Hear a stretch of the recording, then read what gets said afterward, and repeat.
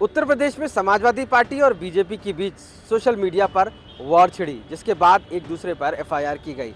लेकिन इसमें एक नाम बड़ा चर्चित सामने आया, वह है ऋचा राजपूत का।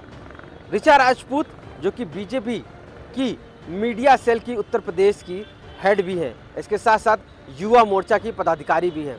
आखिर ऋचा राजपूत ने एक एफआईआर दर्ज कराई और वो भी मनीष जगन अग्रवाल के खिलाफ, जिसके बाद उनकी गिरफ्तारी हो गई। समाजवादी पार्टी इस पूरे मामले पर मोर्चा भी खोला और ऋचा राजपूत के खिलाफ भी एफआईआर दर्ज की। लेकिन आखिर ये ऋचा राजपूत हैं कौन और कहां से बीजेपी में किस तरीके से पद आगे बढ़ाती हैं, हम आपको बताते हैं ऋचा राजपूत के बारे में। ऋचा राजपूत जो कि एटा जिले की हैं और डॉक्टरी की पढ़ाई की है। डॉक्टरी की पढ़ाई करने की वजह से ही वो डॉक्टर ऋचा राजपूत लिखती हैं। लेकिन इसके बावजूद वह बीजेपी से और उसकी नीतियों से 2014 से जुड़ गई थी। वह मोदी जी और योगी जी की नीतियों से काफ़ी प्रभावित हैं और यही वजह है कि वह बीजेपी के साथ जुड़ गई। वे कई प्रोग्रामों में हैदराबाद से आंध्र प्रदेश तक बीजेपी के कार्यक्रमों में रही हैं। सबसे खास बात है कि वह संघ के कार्यक्रमों में भी उनकी उपस्थिति देखी गई है और वो कई बार उनके विचारों से सहमत भी नजर आई हैं।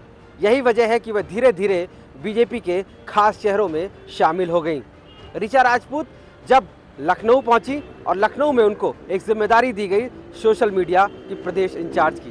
ट्विटर पर उनके लाखों फॉलोअर्स हैं और लाखों फॉलोअर्स में वो दिन रात जनता जिस तरीके से काम करती है सरकार, उसका प्रचार प्रसार भी करती हैं।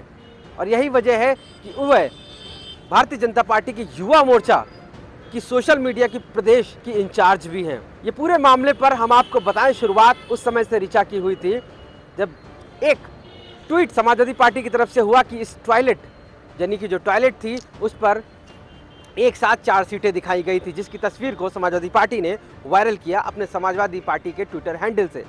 जिसके बाद ऋचा राजपूत जो कि सोशल मीडिया की हेड भी हैं, उन्होंने करारा जवाब देते हुए यह कहा था कि टोटी हर जगह अखिलेश यादव को दिखाई देती है और यही वजह है उसके बाद वाद विवाद शुरू हुआ और अभद्र भाषा तक प्रयोग की गई।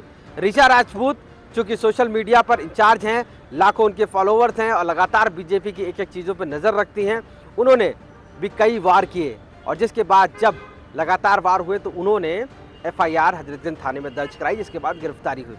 ऋचा राजपूत सामाजिक तौर से जुड़ी हुई लोगों से हैं, वह लोगों के बीच में रहती हैं, बातचीत करती हैं, अपने ज़िले के लोगों के साथ में रहती हैं।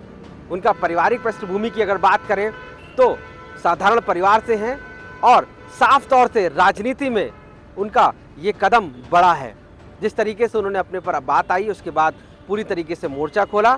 ऐसे में ऋचा कहीं ना कहीं बीजेपी के लिए एक बड़ा नेतृत्व कर रही थी और यही वजह है कि एक बड़ी एफआईआर दर्ज हुई और जिसके बाद गिरफ्तारी भी हुई। तो ऋचा राजपूत साफ तौर से आज भी मीडिया सेल के लिए यानी कि सोशल मीडिया सेल उसके लिए काम करती हैं और प्रचार प्रसार सरकार का करती हैं। तो ये साफ हो गया है कि जिस तरीके से ऋचा इस पूरे मामले में निकलकर सामने आई हैं, बीजेपी का एक युवा चेहरा सामने निकलकर आया है। लखनऊ से कैमरा पर्सन गौरव गुप्ता के साथ आशीष श्रीवास्तव, यूपी तक।